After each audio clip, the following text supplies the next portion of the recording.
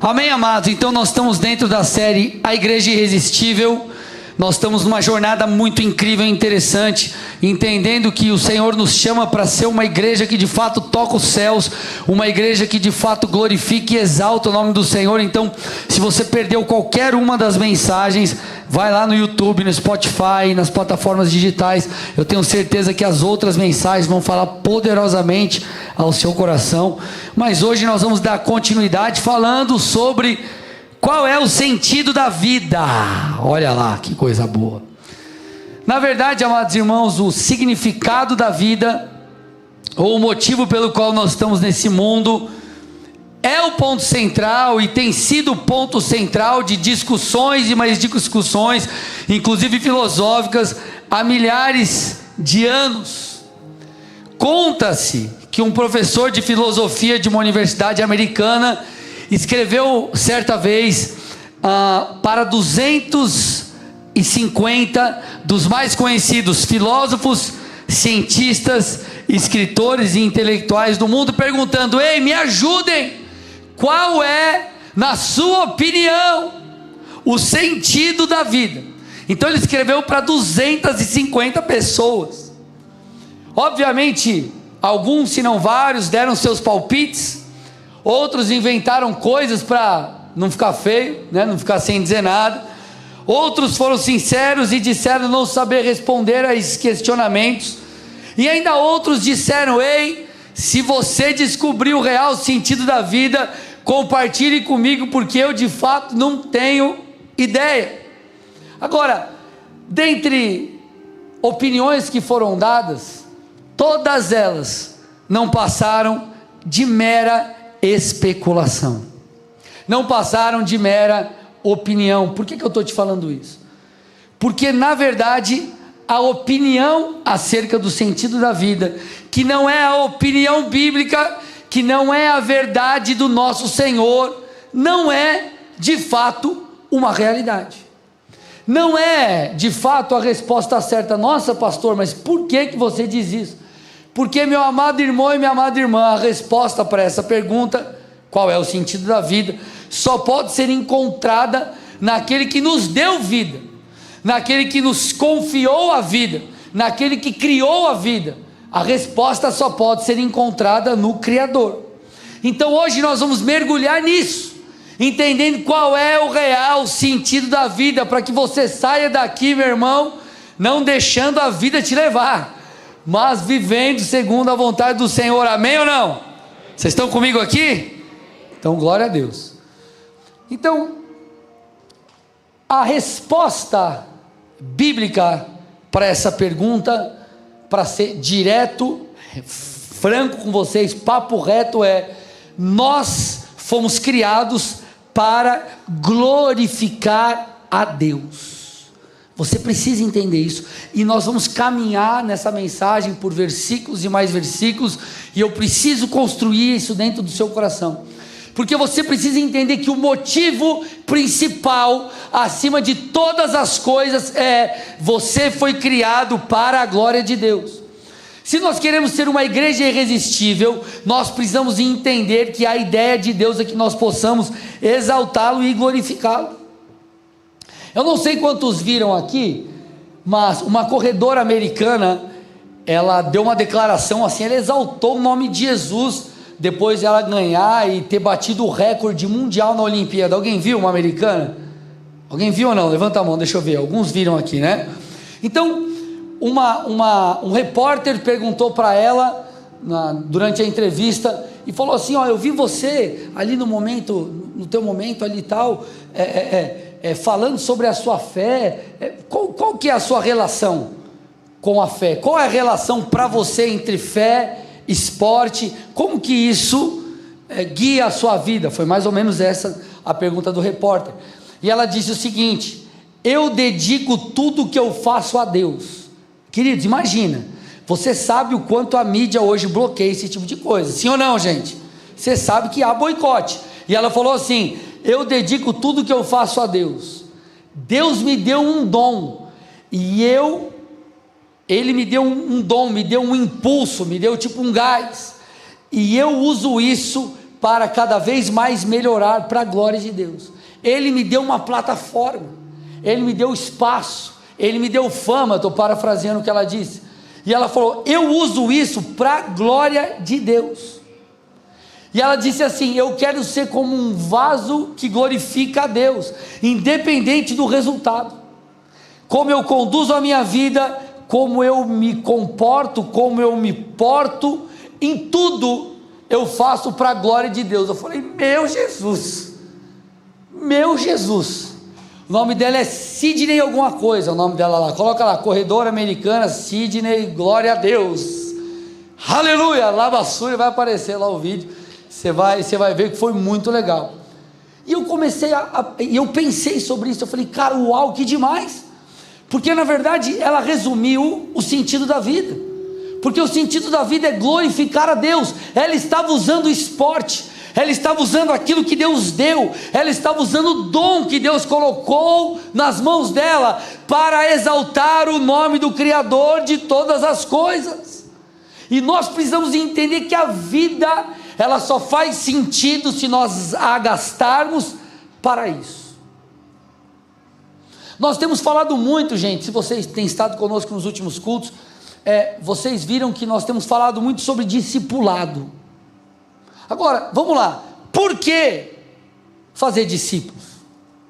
Ah, pastor, eu sei porque a gente tem que fazer discípulos, porque Jesus mandou. Sim, legal, Jesus mandou, isso é verdade, está lá em Mateus 28, 19 e 20, vão, façam discípulos, batizem em nome do Pai, do Filho e do Espírito Santo, ensinem as pessoas, essa é a grande comissão.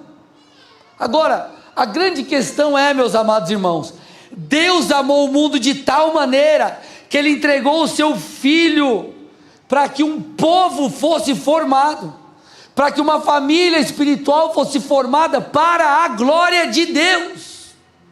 Então a vida é muito mais do que Deus te abençoar, Deus sarar as tuas enfermidades, Deus te dar dinheiro para você pagar a conta de luz, conta de água, Deus te ajudar porque você está aflito, porque você entrou aqui amargurado, enfim, porque você está mal, porque você não está bem. Na verdade, o Senhor, Ele separou para si um povo, e todos nós que cremos em Cristo e nos tornamos filhos, nós precisamos, como essa grande família espiritual, viver uma vida lá no nosso dia a dia que exalta a Deus. Então você precisa exaltar a Deus lá no seu trabalho, você precisa glorificar a Deus na sua casa, você precisa glorificar a Deus na igreja, a maneira que nós vivemos, quando nós vivemos conforme a palavra, quando nós fazemos tudo em excelência, quando nós fazemos para Deus de todo o coração, nós o exaltamos, e esse é o real sentido da vida, essa é a ideia de Deus. Pastor, me prova na Bíblia, vou te provar por A mais B. Colossenses 1, versículo 16, olha lá, nele foram criadas todas as coisas nos céus e na terra, as invisíveis e as visíveis, sejam tronos, soberanias, quer principados, quer potestades, tudo foi criado por meio dele, e o que, igreja? E o que? Para ele. Opa, peraí, então não foi só criado por Deus, Deus não só me criou e me largou aqui, falou, ó, se vira aí, negão, faz teu corre, e se vira. Não, peraí, há algo a mais, então eu fui criado para Ele. Se eu fui criado para Ele, uma vida longe dEle não faz sentido, uma vida senão para glorificá-lo não faz sentido. Sabe o que isso mostra, gente, de verdade? Que a vida não gira ao meu redor nem ao seu redor, e às vezes nós achamos que é assim, às vezes nós achamos que Deus gravita ao nosso redor, né? Aí você está lá, você é o centro do universo, e está tudo girando ao seu redor. Se nós tivermos essa mentalidade, essa teologia deturpada, nós viveremos a vida cristã de maneira errada. Se Deus não fizer as coisas do nosso jeito, da nossa forma, quando a gente quer, a gente fica com o bico, e larga Jesus. Agora, se você entende que independente das circunstâncias, Ele é Senhor, Ele é bom em todo tempo, você pode ter muito, ter nada, você pode estar vivendo dias bons, os dias ruins, você pode estar cheio de saúde ou com enfermidades, Ele continua sendo bom, Ele continua sendo bom. Quando nós entendemos isso, você vive de maneira diferente a sua vida espiritual. Você fala, peraí, eu vou doar a minha vida em prol do Senhor. A sua teologia é diferente, o seu dia a dia é diferente. Então, gente, tudo começa com Deus, tudo encontra propósito no Senhor. Não adianta você ficar tentando encontrar propósito em outra coisa. E independente se o teu chamado é mais especificamente, ou coisas que Deus vai colocar na sua mão é A ou B, todos nós temos um chamado comum, que é glorificar o nome do Senhor. Tem um texto que às vezes a gente não entende, que está lá em Apocalipse 1, versículo 8, diz assim, eu sou o alfa e o ômega, diz o Senhor Deus. Quem já viu esse texto? Acho que quase todo mundo aqui, eu sou o alfa e o ômega, aquele que era, que há de vir, o Todo-Poderoso. Alfa e ômega. Pastor, o que é isso? É tipo coisa do Power Ranger, assim, alfa, ômega, o que é isso? Alfa, amados irmãos, é a primeira letra do alfabeto grego, e ômega é a última. Então é como se o Senhor dissesse, eu sou o A e sou o Z. Grego é o idioma no qual foi escrito esse livro. Então é como se ele dissesse, eu sou o A e o Z. Eu sou o começo e eu sou o fim. Jesus, ele é o início de toda a história, ele é o alfa. João 1, de 1 a 3 diz, no princípio era o verbo, e o verbo estava com Deus e o verbo era Deus. Ele estava no princípio com Deus, todas as coisas foram feitas por Ele, e sem Ele nada do que foi feito se fez. Então Ele é o começo de tudo, Ele é o começo da sua vida, Ele é o princípio pelo qual você deve começar, startar todas as coisas. Agora, Ele também é o ômega, então Ele é o começo, Ele é o fim, não haverá sentido para a vida longe de Deus. Então você tem que sair daqui entendendo, peraí, eu preciso fazer uso da minha vida para exaltar o Senhor. Eu posso estar cheio de vontade de murmurar, mas eu vou sair daqui e vou agradecer. Eu vou agradecer pelo dom da vida, eu vou agradecer pelas promessas, eu vou agradecer pela sabedoria que a palavra me dá, eu vou agradecer porque em nome de Jesus eu tenho autoridade para clamar nas regiões celestiais, para que o Senhor mude a minha sorte. Eu farei uso da minha vida para exaltar o nome do Senhor. Romanos 11:36 diz, porque dele, por meio dele, e para ele são todas as coisas, gente, pelo amor de Deus. A ele seja a glória para sempre, amém. Eu fiz um post esses dias no meu Instagram, e eu coloquei lá o seguinte, quando tudo está ruim, muitos buscam a Deus, mas e quando tudo está bem? Você já percebeu isso? O cara está com a enfermidade, ele faz propósito com Deus, ele jejua, ele ora, ele pede oração, ele clama, ele vem para a igreja. Agora, e quando tudo está bem, a vida profissional está top, você está lá ganhando os seus 45 mil por mês, aleluia, glória a Deus, uma vez por semana você está no rodízio de sushi, ou glória, final de semana é picanha, carneiro, aleluia, não é cine, é coca, aleluia.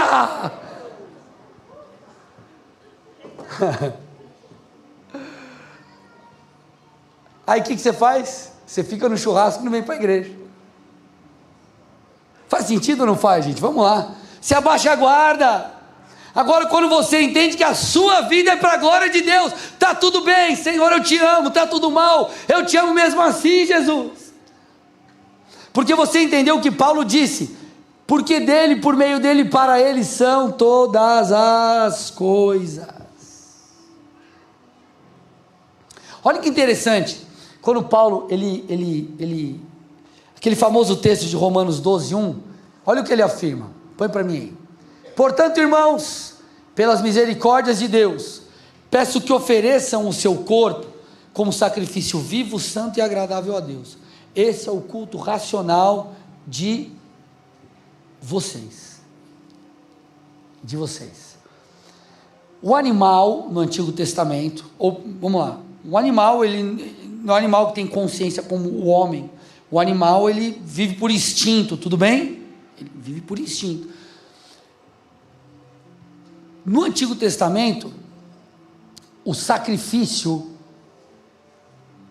ele era feito, tinha todo o rito que apontava para o sacrifício de Cristo, mas ele era feito por meio de um animal.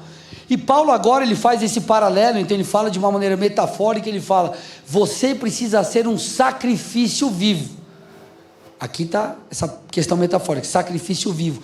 E ele fala, você precisa oferecer o seu corpo como um culto racional a Deus, como um sacrifício vivo a Deus, ou seja, de maneira consciente você adora a Deus, de maneira consciente você honra a Deus. Lá atrás o sacrifício era feito por meio de animais, que são irracionais, vamos dizer assim. Agora, você não, você enquanto ser humano, racionalmente, com consciência, você adora a Deus. E a adoração a Deus, ela é dada independente da situação que nós estamos vivendo em nossas vidas. Então eu escolho entregar a minha vida em honra a Deus. Isso fará de mim, de você, fará de nós uma igreja forte, gente, e não uma igreja que vive um comércio evangélico, um comércio espiritual, um cliente de Deus. Aí Deus, você bate lá na porta do céu, manda um WhatsApp para Jesus, se ele não responde, você liga, para ele ver que você está chamando, e você fala, ó Deus, trate de me abençoar, trate de fazer isso porque eu fiz aquilo, e nós esquecemos que na verdade tudo é por graça, nós esquecemos o favor do Senhor. Em vez de nós vivermos uma vida em adoração a Deus, independente das circunstâncias, nós começamos a nos portar de maneira, como clientes na fé. Agora, não é para isso que Deus nos chama a viver a vida. Ele chama eu e você para uma consciência de que em todo tempo nós temos que honrar Deus. Olha o que ele fala aos Coríntios, 1 Coríntios 6, 19 e 20. Será que vocês não sabem que o corpo de vocês é santuário do Espírito, que está em vocês, e que vocês receberam de Deus, e que vocês não pertencem a vocês mesmos? Olha lá, gente. Opa, eu não pertenço a mim mesmo. Por que nós não pertencemos a nós mesmos? Porque nós fomos comprados por preço. Agora, glorifiquem a Deus no corpo de vocês. Nós fomos comprados pelo sangue de Jesus. Então eu preciso honrar a Deus com o meu corpo. Eu preciso honrar a Deus com a minha santidade, com a maneira que eu vivo, porque a minha vida precisa exaltar o nome do Senhor. Vários outros textos falam sobre isso. Efésios 3:21, a Ele seja a glória na igreja em Cristo Jesus, por todas as gerações, para todos sempre. Enfim, amados irmãos, você precisa sair daqui entendendo, a vida não gira ao seu redor. A vida não gira ao teu redor, nem ao meu redor. Na verdade, nós precisamos olhar para aquele que é o centro de todas as coisas, para aquele que é o Criador de todas as coisas, e adaptarmos a nossa vida a Ele. Vamos lá, por que você ouve tanto falar por aí sobre atualizar a Bíblia, ajustar a Bíblia, porque a Bíblia tem falas homofóbicas, ou fala isso, ou fala aquilo, ou tem trechos que, olha, são, enfim, que precisa ser tirado. Por quê? Porque na verdade esse é o clamor do ser humano caído, que anda em pecado e que precisa encontrar ou tirar da Bíblia coisas que confrontam a sua carne, que confrontam os seus desejos, que são contrários àquilo que Deus diz. Só que nós precisamos entender o quê? Que na verdade não é a Bíblia que se adapta a mim, sou eu que me adapto à palavra de Deus, porque ela é a palavra de Deus. Ela é a palavra de um Deus que é imutável. Deus não muda, amados irmãos. O que isso precisa levar a mim e a você? Nós pensarmos, refletirmos e entendermos. Cara, peraí, Deus está no centro de tudo. Então, como que você tem construído a sua vida? A partir do quê? A partir da cultura? A partir da rodinha dos amigos? A partir de quem? Ou do quê?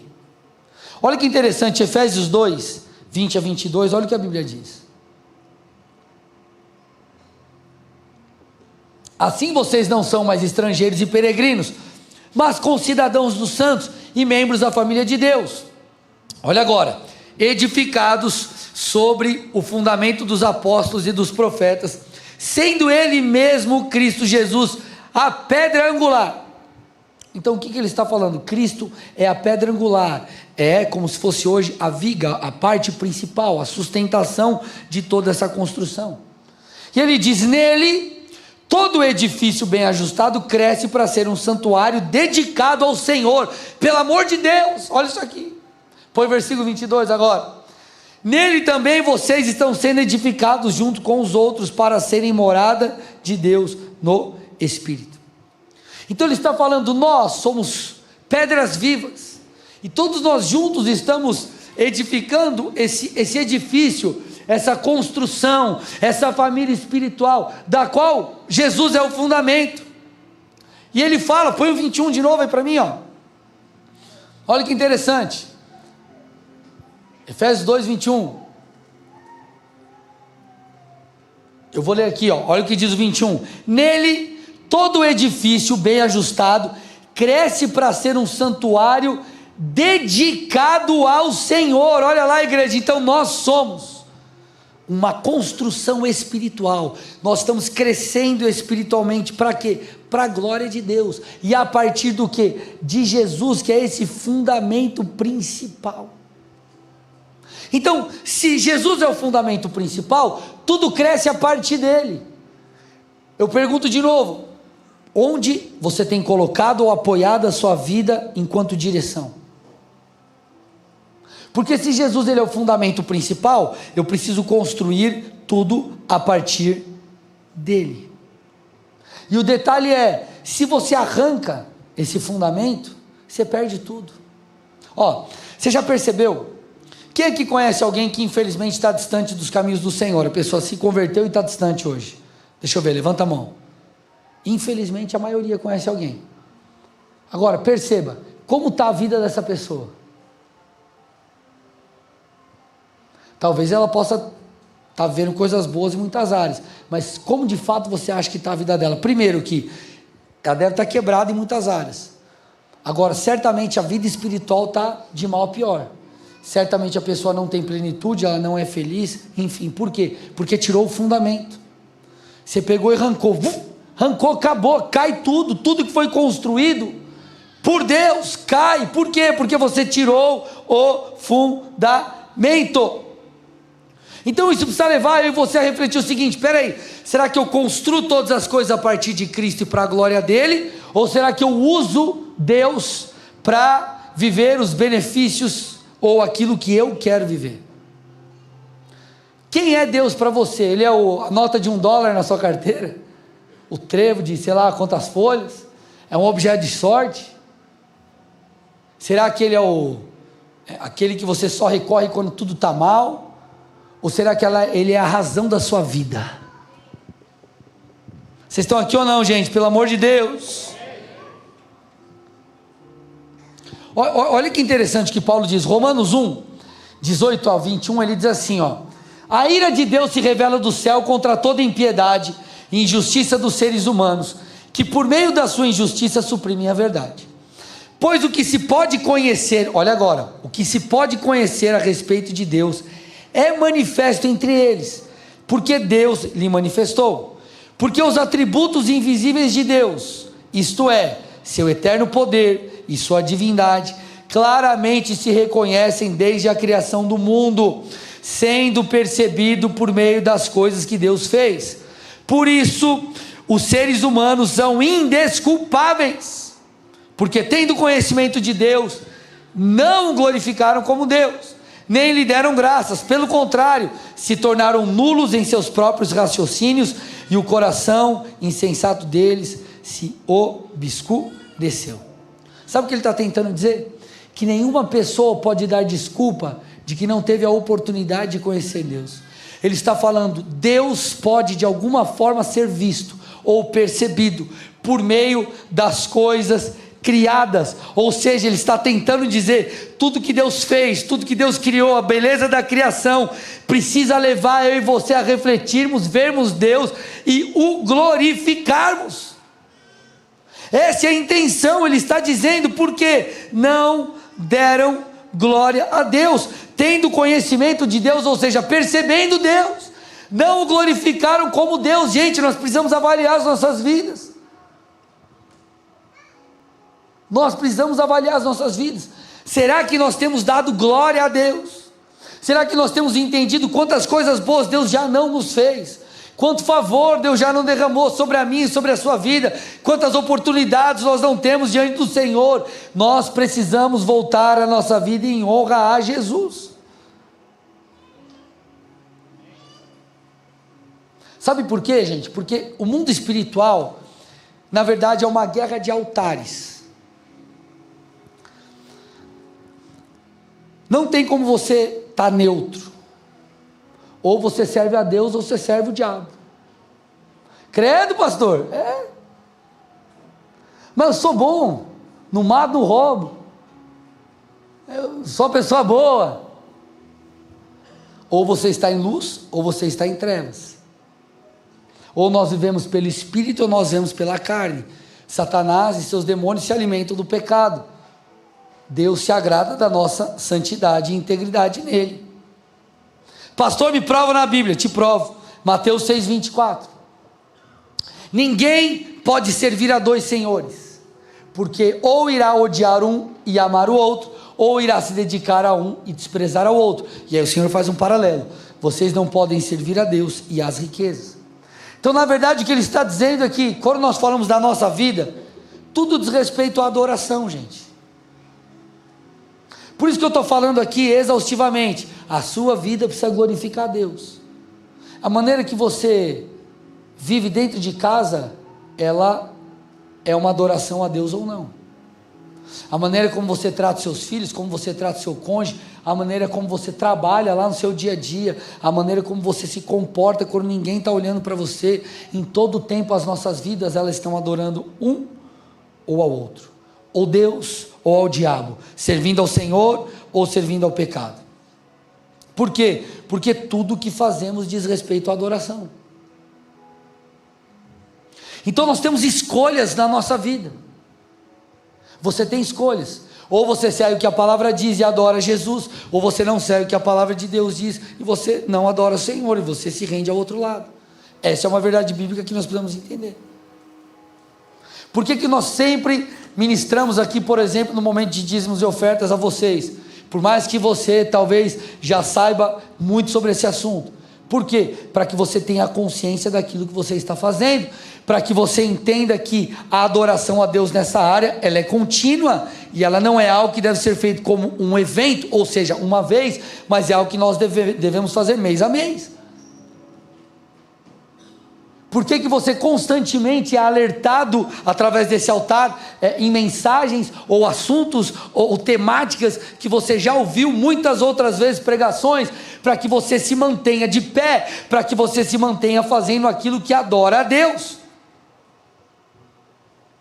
Olha que interessante que João 4, 23 e 24 a Bíblia diz: mas vem a hora e já chegou, em que os verdadeiros adoradores adorarão o Pai em espírito e em verdade, porque são esses que o Pai procura, olha lá, para ser seus adoradores.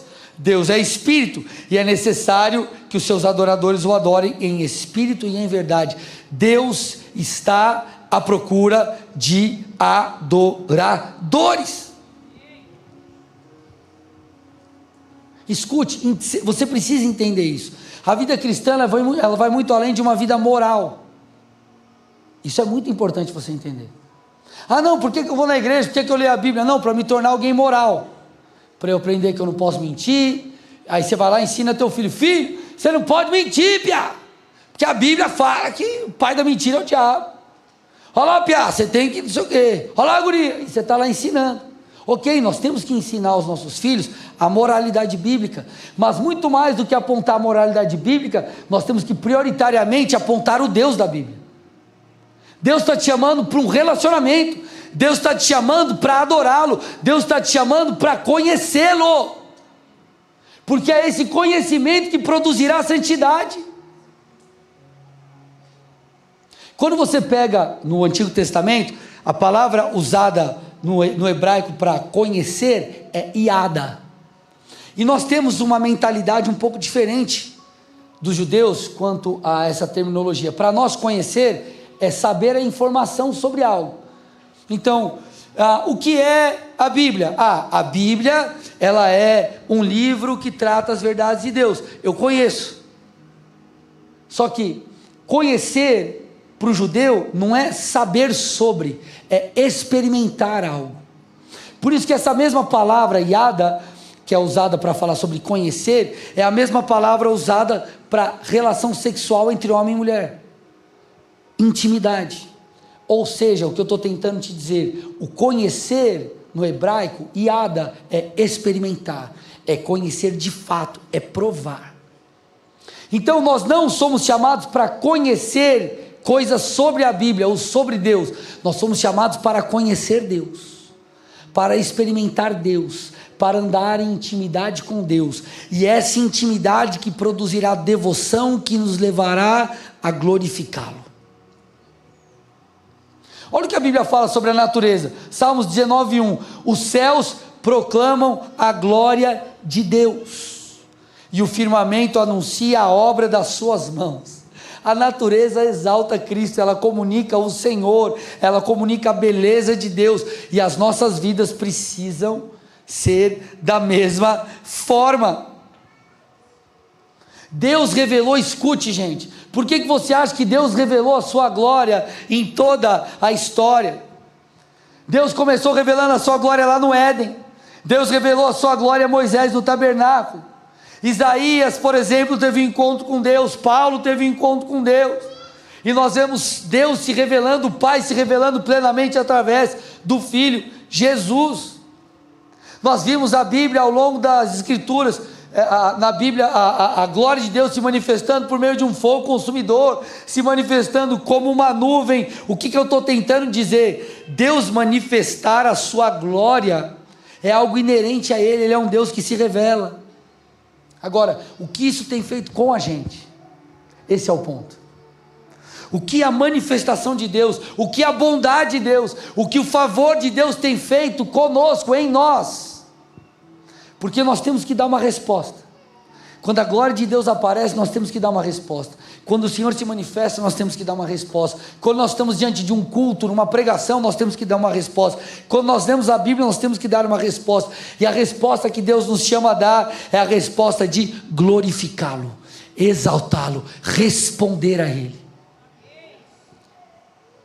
Deus, eu respondo a Ti, não apenas falando coisas bonitas, mas eu respondo com a minha vida. Eu entendo que a minha vida é para Te exaltar. Então você sai de uma leitura bíblica entendendo, peraí, eu preciso mudar a maneira que eu penso, mudar a maneira que eu falo, mudar a maneira que eu ajo. Eu preciso me alinhar à palavra, por quê? Porque o sentido da vida é exaltar o Senhor.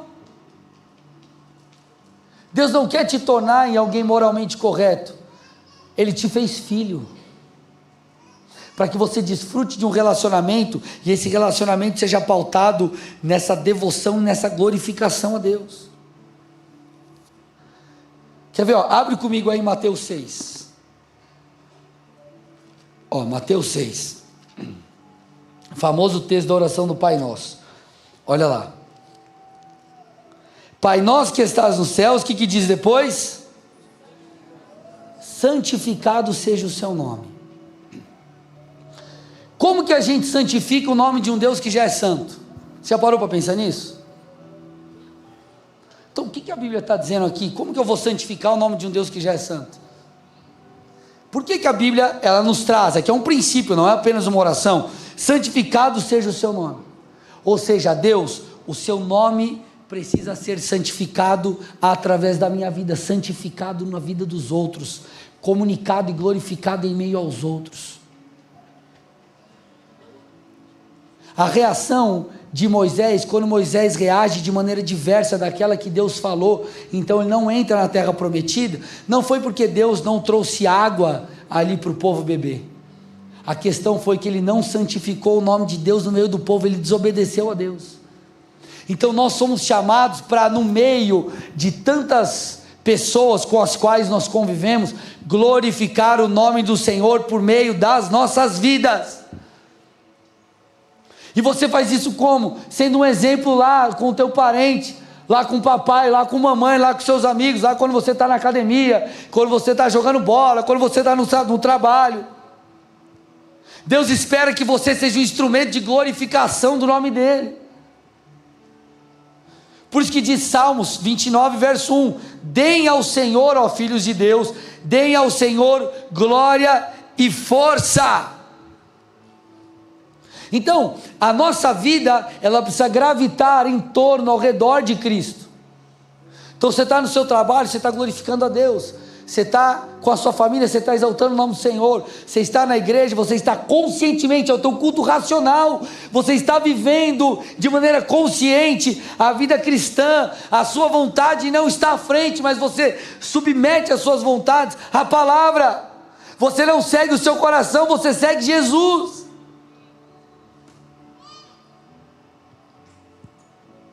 Olha o que diz Colossenses 3,17, eu estou terminando. E tudo que fizerem, olha que lindo esse texto, Colossenses 3,17, e tudo que fizerem, seja em palavra, seja em ação, façam em nome do Senhor Jesus, dando por Ele graças a Deus Pai.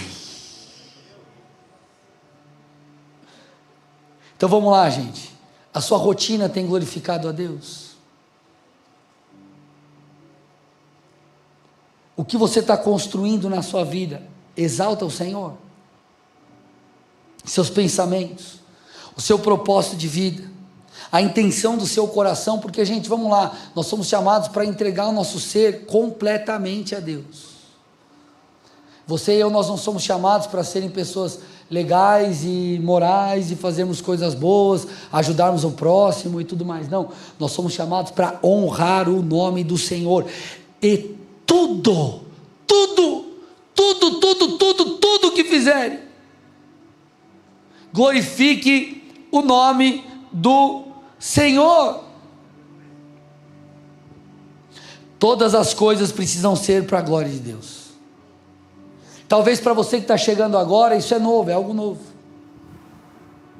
E tudo bem, você está entendendo um novo caminho, a forma bíblica de se viver a vida. Agora, talvez você, crente velho, precisa ser relembrado sobre esse princípio fundamental.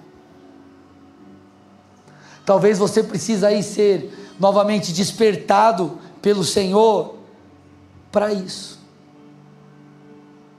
Porque enquanto nós olhamos para aquilo que Paulo disse a Timóteo sobre o fim dos tempos, que as pessoas nos tempos do fim seriam arrogantes, orgulhosas, blasfemadores, sem afeição natural, caluniadores, inimigos do bem, tudo aquilo que está descrito em 2 Timóteo, nós somos o povo que em tudo exalta e precisa exaltar o Senhor. Então, qual que é o grande problema de sermos moldados pela cultura? É que a cultura, ela gera modelos. Então, 2 Timóteo, Paulo traz essa lista sobre essa dinâmica, ou como as pessoas serão nos tempos do fim, como elas já são hoje. E o problema disso é que você gera modelos sociais a partir disso. Você gera uma espécie de matriz reprodutora.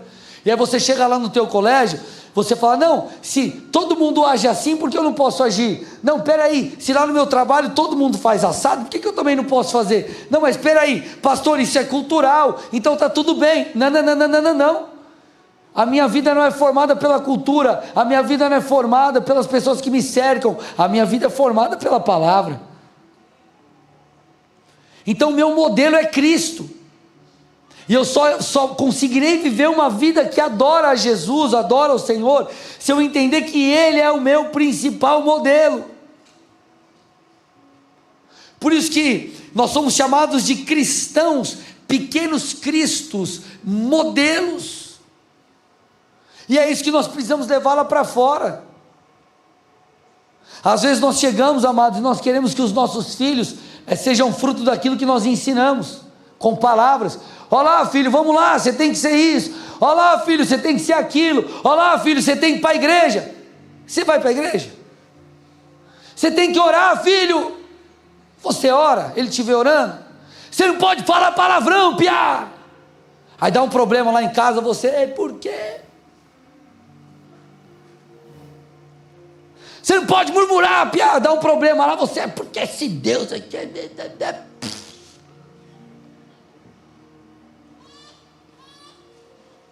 E nós nos esquecemos que nós reproduzimos quem nós somos. Nós imprimimos nas pessoas quem de fato nós somos. Por isso que nós precisamos olhar para Deus, olhar para Jesus, ter Ele como modelo. Por isso que Ele precisa ser o centro de tudo em nossas vidas, porque somente assim nós conseguiremos caminhar como pequenos cristos, como cristãos aqui, e também imprimirmos essa cultura ou esse DNA celestial naqueles que nos cercam.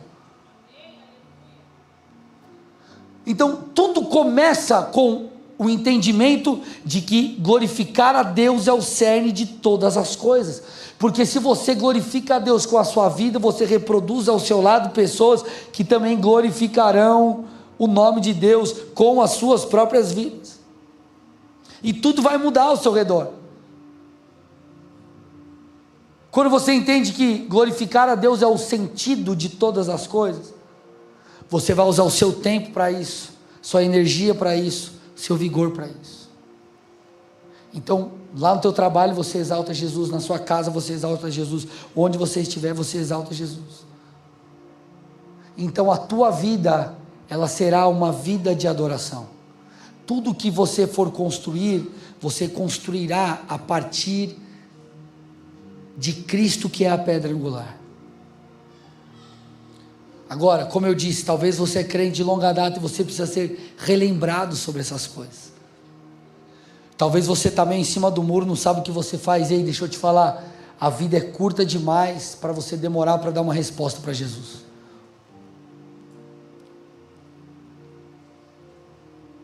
Então, amados irmãos, o que eu quero encorajá-los nessa noite, e encorajar a mim mesmo, é gastar as nossas vidas para exaltar o nome do Senhor.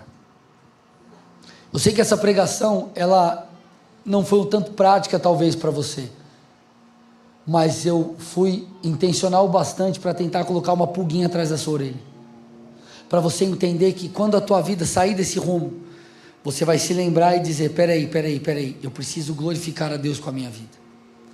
Esse é o sentido de todas as coisas. Deus tem coisas boas para fazer na sua vida, com certeza Ele é um Pai de amor.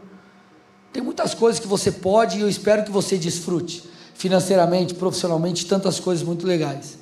Só que Deus já deu tudo aquilo que nós precisávamos, acima de todas as outras coisas, que é o seu Filho. Se nós somos inteligentes o suficiente, nós vamos entender que acima de qualquer coisa que eu possa buscar ter aqui, nós seremos aqueles que juntaremos tesouros no céu. Então escute, a sua vida precisa girar em torno de Jesus e não o contrário. Calibra de novo as coisas no seu interior. Ajusta as coisas novamente dentro de você. Porque eu tenho certeza que isso fará de nós pessoas e uma igreja que exalta Jesus. Nem sempre os resultados externos, eles de fato comunicam a realidade espiritual. Deus quer que você seja um discípulo dele. Ele quer que você seja um crente de verdade. Amém?